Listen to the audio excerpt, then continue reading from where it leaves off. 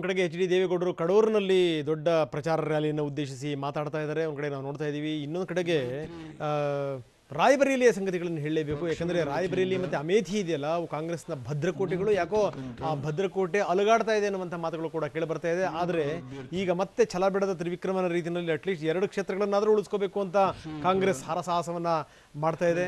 ನಾವು ನೋಡ್ತಾ ಇದ್ದೀವಿ, ಸೋನಿಯಾ ಗಾಂಧಿ ಇವತ್ತು ನಾಮಪತ್ರ ಸಲ್ಲಿಕೆ ಮಾಡಲಿಕ್ಕೆ ಹೊರಟಿದ್ದಾರೆ. ಅದು ದೊಡ್ಡ ರ್ಯಾಲಿಯ ಮುಖಾಂತರ, ದೊಡ್ಡ ರೋಡ್ ಶೋ ಮುಖಾಂತರ ಹೋಗ್ತಿರುವಂಥದ್ದು. ಇನ್ನೊಂದು ಕಡೆ ನೋಡ್ತಾ ಇದ್ದೀವಿ, ದೇವೇಗೌಡರ ರ್ಯಾಲಿ ಕೂಡ ಶುರುವಾಗಿದೆ. ಆ ರ್ಯಾಲಿಯನ್ನು ಉದ್ದೇಶಿಸಿ ದೇವೇಗೌಡರು ಭಾಷಣ ಮಾಡ್ತಾ ಇದ್ದಾರೆ. ಘಟಾನುಘಟಿ ನಾಯಕರುಗಳು ಕೂಡ ಕೂತ್ಕೊಂಡಿರುವಂಥದ್ದು. ಸಿದ್ದರಾಮಯ್ಯನವರು ಕೂಡ ವೇದಿಕೆಯನ್ನು ಅಲ್ಲಿ ಹಂಚಿಕೊಂಡು ಕೂತ್ಕೊಂಡಿದ್ದಾರೆ. ದೇವೇಗೌಡರು ಮಾತಾಡ್ತಾ ಇದ್ದಾರೆ. ಮುಂದೆ ಕೆಲವು ಅಭಿವೃದ್ಧಿಯ ವಿಷಯದ ಬಗ್ಗೆ ಒಂದು ನಿಮಿಷ. ಬ್ಲಾಕ್ ಕಾಂಗ್ರೆಸ್ ಅಧ್ಯಕ್ಷರು ಅವರಿಬ್ಬರ ಹೆಸರು ಹೇಳಬೇಕು. ಬ್ಲಾಕ್ ಕಾಂಗ್ರೆಸ್ ಅಧ್ಯಕ್ಷರು ಚಂದ್ರಮೌಳಿ ಮತ್ತು ಕಲ್ಲೇಶ್ ಬಿಟ್ಬಿಟ್ಟಿದ್ದಾರೆ, ತಪ್ಪಾಗಿದೆ. ಈಗ ಚಂದ್ರಮೌಳಿ ಆಸಂದಿ ಕಲ್ಲೇಶ್, ಶ್ರೀಮಾನ್ ಕಲ್ಲೇಶ್ ಅವರು ಮತ್ತು ಚಂದ್ರಮೌಳಿ ಹೇಳಿದ್ದೇನೆ. ಅವ್ರಿಗೂ ನಾನು ಕಾರ್ಯಕ್ರಮದಲ್ಲಿ ಭಾಗಿಯಾಗಿದ್ದಾರೆ. ಅವ್ರ ಬಗ್ಗೆ ಕೂಡ ನಾನು ತುಂಬ ಅಭಿಮಾನದ ಗೌರವದಿಂದ ಸ್ವಾಗತ ಮಾಡ್ತೇನೆ. ಈಗ ತಾನೇ ಹೇಳ್ತಾ ಇದ್ದೆ, ಈ ಕ್ಷೇತ್ರದ ಅಭಿವೃದ್ಧಿಯ ಬಗ್ಗೆ ದತ್ತ ಅವರು ತುಂಬ ವಿಷಯ ಚರ್ಚೆ ಮಾಡಿದ್ದಾರೆ. ಕಡೂರು ಕ್ಷೇತ್ರಕ್ಕೆ ಅನುದಾನ ಕೊಟ್ಟಿದ್ದರೆ ನಿವೃತ್ತಿ ಹೊಂದುವೆ. ಇದು ಪ್ರಜ್ಞೆ ಇಟ್ಕೊಂಡು ಮಾತಾಡುವ ವ್ಯಕ್ತಿ ಅಲ್ಲ, ಪ್ರಜ್ಞೆ ತಪ್ಪಿ ಮಾತಾಡೋದು. ಒಂದು ಮಾತನ್ನು ಹೇಳ್ತೇನೆ, ನಾನು ವಿಧಾನಸಭೆಗೆ ಪ್ರವೇಶ ಮಾಡಿದಾಗ ಅಂದು ಇದ್ದಂಥ ಶಾಸಕರು ಕಾಂಗ್ರೆಸ್ಗೆ ವಿರುದ್ಧವಾಗಿ ಗೆದ್ದು ಬಂದವರು. ನಾನು ಕಾಂಗ್ರೆಸ್ಗೆ ವಿರುದ್ಧವಾಗಿ ಗೆದ್ದವನೇ. ಎಮ್ಮೆ ದೊಡ್ಡಿ ಪ್ರಕರಣವನ್ನು ಒಂದು ನಿಜಲಿಂಗಪ್ಪನವ್ರ ಕಾಲದಲ್ಲಿ ಒಂದು ವಿಧಾನಸಭೆಯಲ್ಲಿ ದೊಡ್ಡ ಹೋರಾಟವೇ ನಡೀತು.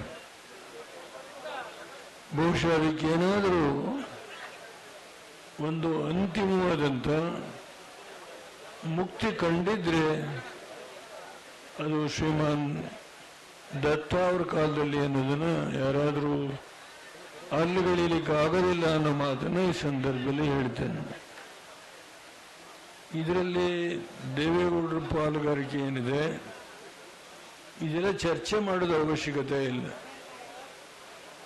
ಕಡೂರಿನ ಆ ಭಾಗದ ರೈತರನ್ನ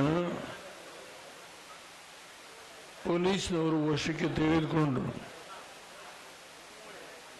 ನಾವು ಜಿಲ್ಲಾ ಮಟ್ಟದಲ್ಲಿ ಒಂದು ಮುಷ್ಕರ ಆಯಿತು.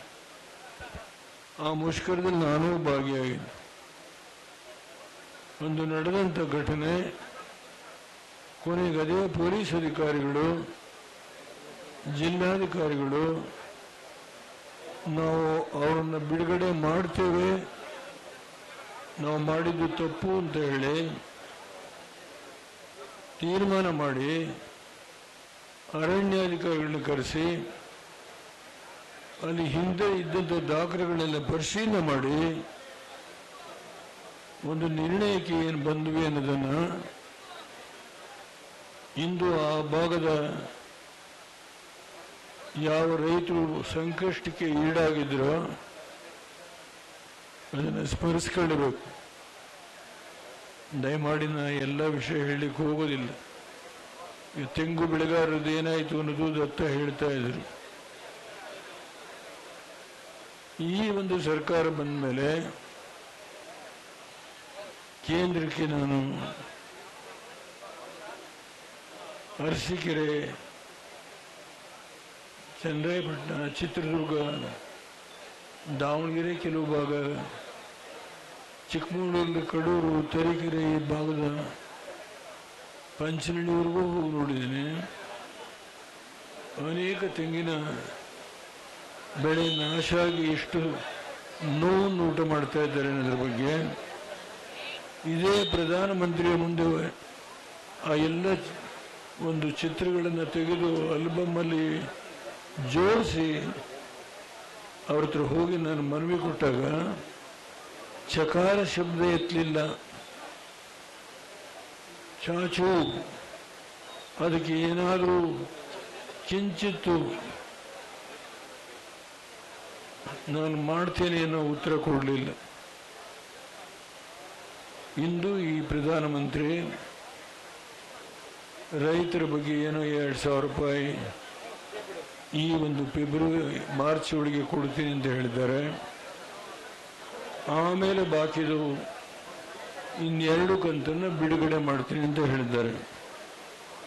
ಸಿದ್ದರಾಮಯ್ಯರು ಮುಖ್ಯಮಂತ್ರಿ ಆಗಿದ್ದಾಗ 50,000 ರೂಪಾಯಿವರೆಗೆ ಎಲ್ಲ ಸಾಲ ಮನ್ನಾ ಮಾಡ್ತೀನಿ ಅಂತೇಳಿ ಘೋಷಣೆ ಮಾಡಿದ್ರು, ತೀರ್ಮಾನನೂ ಮಾಡಿದ್ರು. ಜಂಟಿ ಸರ್ಕಾರ ಬಂದ ಮೇಲೆ ರೈತರದು 2,000 ರೂಪಾಯಿವರೆಗೆ 2 ಲಕ್ಷ ರೂಪಾಯಿವರೆಗೆ ಸಾಲ ಮನ್ನಾ ಮಾಡ್ತೀನಿ ಅಂತ ಹೇಳಿ ಬೆಳೆ ಸಾಲನ ಜಿಲ್ಲಾ ಸಹಕಾರಿ ಬ್ಯಾಂಕಿಂದ 485 ಕೋಟಿಯನ್ನು ಬಿಡುಗಡೆ ಮಾಡಿದ್ದಾರೆ. ಕಡೂರು ತಾಲೂಕು ಒಂದಕ್ಕೆ 87 ಕೋಟಿ 40 ಲಕ್ಷ ಮನ್ನಾ ಆಗಿದೆ. 185 ಕೋಟಿ ಈಗ ಬಂದಿದೆ. ಉಳಿದ ಹಣವನ್ನು ಬಿಡುಗಡೆ ಮಾಡಿದರೆ ರೈತರಿಗೆ ದೊರಕಿಸಬೇಕು. ಕಡೂರು ಒಂದಕ್ಕೆ ಈಗ ಬಿಡುಗಡೆ ಆಗಿರೋದು ಆಗಲೇ ರೈತರಿಗೆ ದೊರಕಿರ್ತಕ್ಕಂಥದ್ದು 87 ಕೋಟಿ 40 ಲಕ್ಷ. ಜಿಲ್ಲಾ ಬ್ಯಾಂಕಿನ ಅಧ್ಯಕ್ಷರು ಇಲ್ಲೇ ಇದ್ದಾರೆ, ಅವರೇ ಬರೆದು ಕೊಟ್ಟಿದ್ದಾರೆ ಏನು ಮಾಡಿದ್ದೇವೆ ಅಂತ ಹೇಳಿ. ಸುದ್ದಿ ಮುಂದುವರಿಯುತ್ತೆ ಚಿಕ್ಕ ಬ್ರೇಕ್ನ ನಂತರ.